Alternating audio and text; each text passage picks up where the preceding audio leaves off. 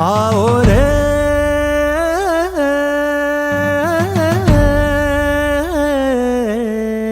आओ रे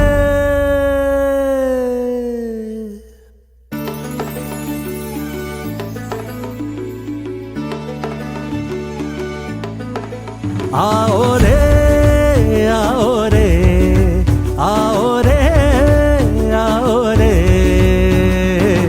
शिक्षा लेने आओ रे शिक्षा लेने आओ रे ओ छोड़ छोड़ दास्ता अज्ञान की ओ छोड़ छोड़ दास्ता अज्ञान की ज्ञान मशाल जलाओ रे ज्ञान मशाल जलाओ रे आओ रे आओ रे आओ रे आओ रे शिक्षा लेने आओ रे शिक्षा लेने आओ रे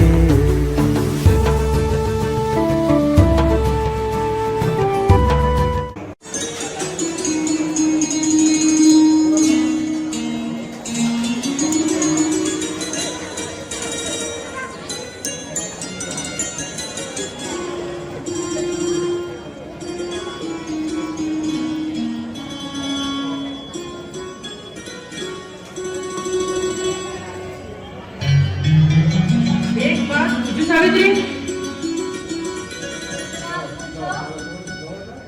क्या तुम पढ़ना जानती हो? क्यों? अरे जब मिश्रा टीचर ने तुम्हें तोहफे में किताब दी थी तब मैंने देखा था, तुम बहुत खुश हुई थी। कुछ दिन के बाद जब भी मैं तुम्हें देखता हूँ उस किताब के पन्ने पलट रही होती हो। अगर तुम पढ़ना जानती हो तो यह बात मुझे पहले क्यों नहीं बताई? अरे नहीं रे बाबा, आई शपथ, मुझे पढ़ना लिखना बिल्कुल नहीं आता है। सच में? लेकिन जब भी तुम उस किताब के पन्ने पलट रही होती हो तब बिल्कुल टीचर मैडम की तरफ नजर आती हो। यह सब देखकर मुझे बहुत अच्छा लगता है सावित्री। सच में? तुम्हें अच्छा लगता है ये सब? हाँ, बहुत अच्छा लगता है। क्या तुम्हें भी पढ़ना अच्छा लगता है? अच्छा तो लगता है, लेकिन सच में मुझे पढ़ना लिखना बिल्कुल नहीं आता। ठीक है, तुम पढ़ोगी। अरे नहीं रे बाबा, माँ कहती थी लड़कियों को पढ़ाई लिखाई नहीं करनी चाहिए, इससे भगवान नाराज हो जाते हैं। नहीं सावित्री, ऐसा कुछ नहीं होता। अगर मैं पढ़ सकता हूँ तो तुम भी पढ़ सकती हो। मेरे पढ़ने से भगवान नाराज नहीं होते तो तुम्हारे पढ़ने से भगवान कैसे नाराज होंगे? सच्ची? मैं पढ़ूंगी, लेकिन मुझे कौन पढ़ाएगा और मैं कहाँ पढ़ूंगी? तुम यही पढ़ोगी, किसी घर में पढ़ोगी और मैं तुम्हें पढ़ाऊंगा। सच्ची?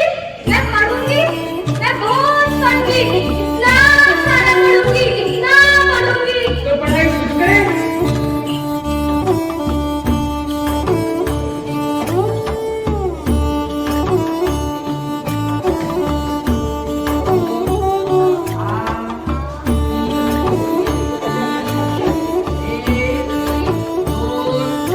तीन, चार, ए, बी, सी, डी, ई, एफ, जी। प्रतिभा ने पूरी लगन के साथ सावित्री को पढ़ाया, विद्यालय में दाखिला करवाया।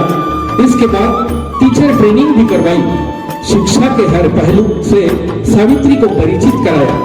सावित्री ने भी सच्ची निष्ठा के साथ ज्योतिबा का साथ दिया। यह भारतीय इतिहास की पहली घटना थी जिसमें एक बहुजन मूल निवासी पुरुष ने, जिसे भारतीय वर्ण व्यवस्था में शूद्र कहा जाता था, उसने अपनी जीवन संगिनी को शिक्षित किया। यह घटना आने वाले समय में एक नए सामाजिक क्रांति को जन्म देने वाली थी।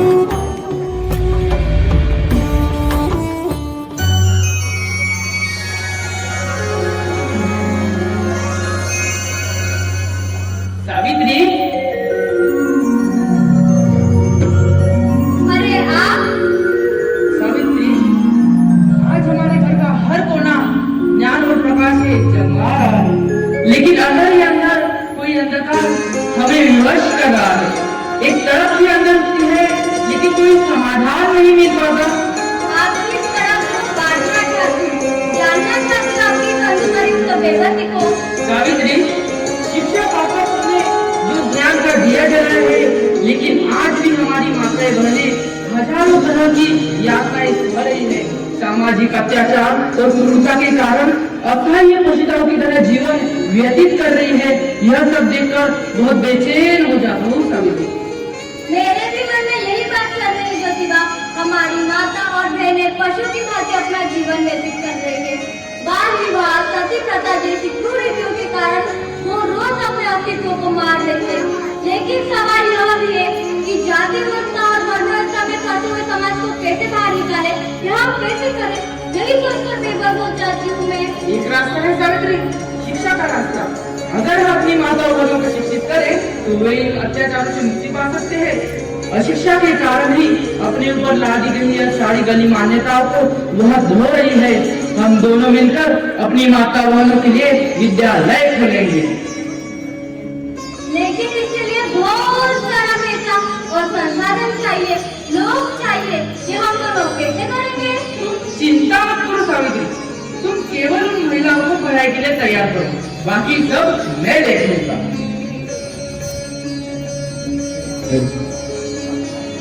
ज्योतिबा और सावित्री लड़कियों को शिक्षित करने के लिए विद्यालय खोलने का प्रबंध करते हैं। दोनों इस काम में जुट जाते हैं। सावित्री घर घर जाकर लोगों को शिक्षा का महत्व बतलाती है। बहुत सारे लोग ये बातें सुन और दूसरे लोगों को अनसुना कर देते हैं। कुछ तो सावित्री को दूर से ही देखकर अपने घरों के दरवाजे बंद कर देते हैं, लेकिन सावित्री हार नहीं मानती। वह बार बार लोगों को शिक्षा का महत्व समझाती है। लड़कियों को पढ़ाओ और विद्यालय भेजो, यह कोशिश जारी रही। और एक दिन ऐसा आया जब कुछ लोग अपनी बेटियों को पढ़ाने के लिए विद्यालय भेजने को तैयार हो गए। अब सावित्री के संघर्ष का दायरा और आगे बढ़ा। सावित्री इन स्त्रियों को शिक्षित करने के लिए अपने घर के अंदर और बाहर दोनों दुनिया से लड़ रही थी। शिक्षा के प्रकाश से सदियों का रूढ़िवादी अत्याचार दूर होने वाला था, लेकिन ब्राह्मणवादी और पुरुष सत्तावादी समाज इसमें बदलाव के लिए तैयार नहीं था। इन शक्तियों ने सावित्री बाई को तरह तरह से सताना शुरू कर दिया। ब्राह्मणवादी और पुरुष सत्तावादी लोग महिलाओं की शिक्षा के खिलाफ थे। वे सावित्री बाई के रास्ते में रोककर परेशान करने लगे। वे सावित्री बाई पर सड़कों पर कीचड़ और गंदगी फेंकने लगे और उनकी गंदी गालियां देने लगे। लेकिन इसके बावजूद महान सावित्री बाई का आत्मविश्वास कम नहीं हुआ। इन चुनौतियों से गुजरते हुए सावित्री बाई का आत्मविश्वास और संकल्प और मजबूत होता गया।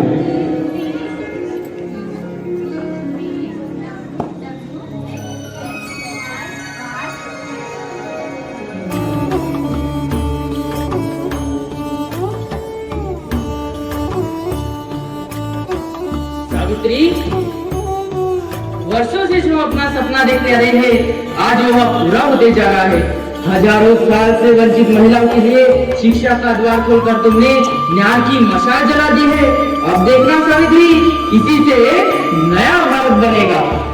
यह हम दोनों के लिए बहुत सौभाग्य की बात है ज्योतिबा।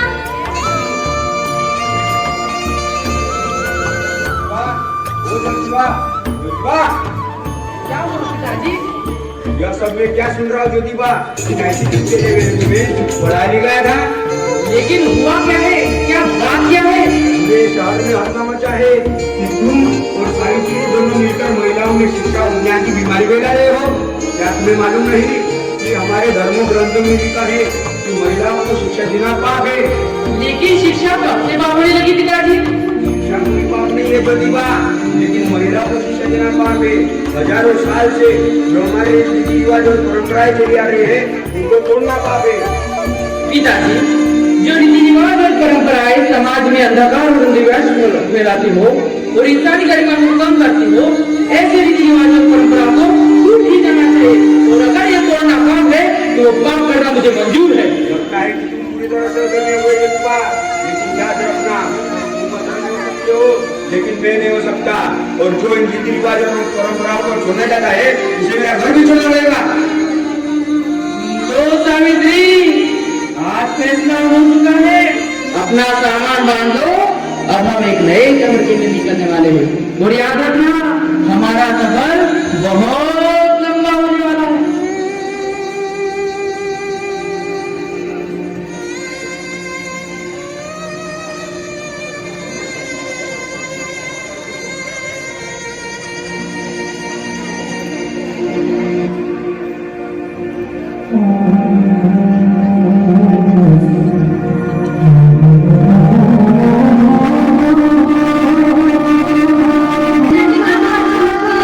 लेकिन अब हम नहीं था और हमारा विद्यालय कहाँ शुरू करेंगे? पता नहीं सावित्री, लेकिन मैं इतना जानता हूँ कि जब कोई नदी पहाड़ से उतरती है तो उसके सामने हजारों रुकावटें आती है, लेकिन वो रुकती नहीं, अपना रास्ता बनाते चलती है। चाहे कुछ भी हो जाए, हम भी नहीं रुकेंगे। लेकिन अभी हमें रास्ते की नहीं, एक ठिकाने की जरूरत है। एक ऐसा ठिकाना जहाँ हमारा विद्यालय वापस से शुरू करता है। ठीक है, चलो, पास ही उस्मान शेख का घर है, शायद वहीं से किसी नए ठिकाने का पता मिले।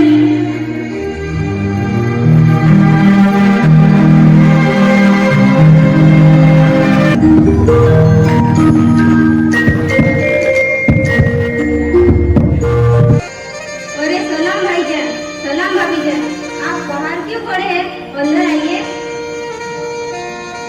अरे सलाम फातिमा बहन, उस्मान भाई कहाँ है? आप यहाँ आराम से बैठिए, मैं उन्हें बुला कर लेकर आती हूँ।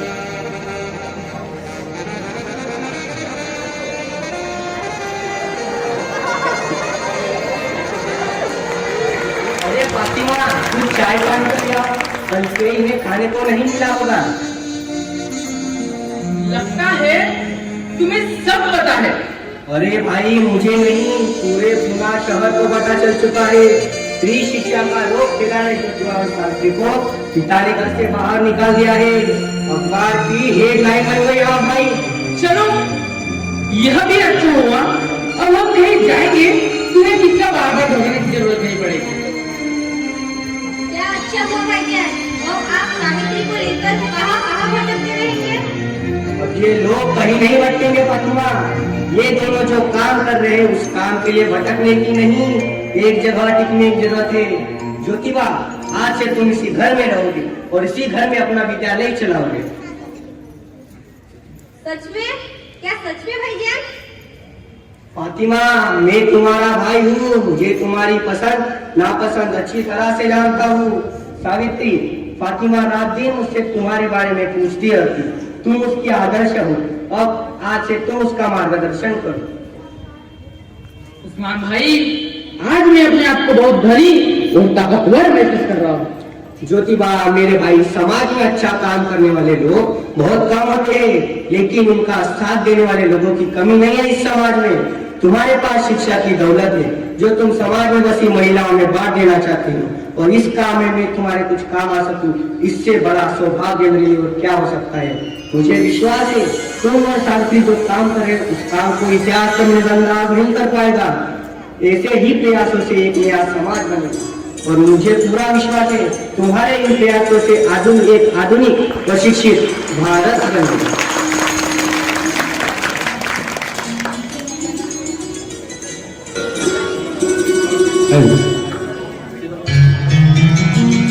बच्चों, आज की पढ़ाई यही पूरी होती है। अब सावित्री बाई आप सभी बच्चों को अपनी कविता सुनाएंगी, और बच्चों आप सावित्री बाई के पीछे अब दोहराओगे।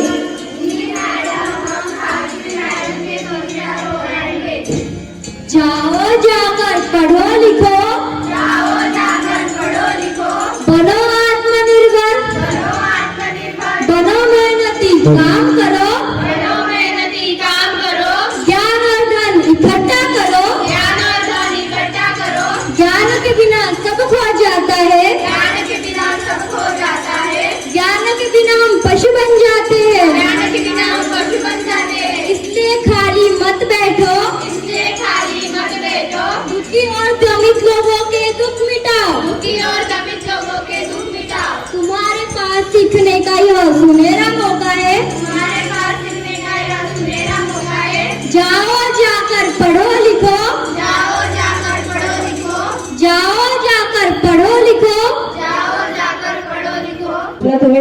करती हूँ कि मैं सदैव सावित्रीबाई की शिक्षा का पालन करूंगी। मैं शिक्षा के लिए सदैव तत्पर रहूंगी और जो ज्ञान मैं प्राप्त करती हूँ उसे दूसरों तक पहुंचाने का प्रयास करूंगी। मैं शिक्षकों का आदर करूंगी और उनके प्रति कृतज्ञता का भाव रखूंगी। मैं हमेशा यह सुनिश्चित करने का प्रयास करूंगी कि सभी को सम्मान और गुणवत्तापूर्ण शिक्षा मिले और अपनी पूरी क्षमता से आगे बढ़ने के लिए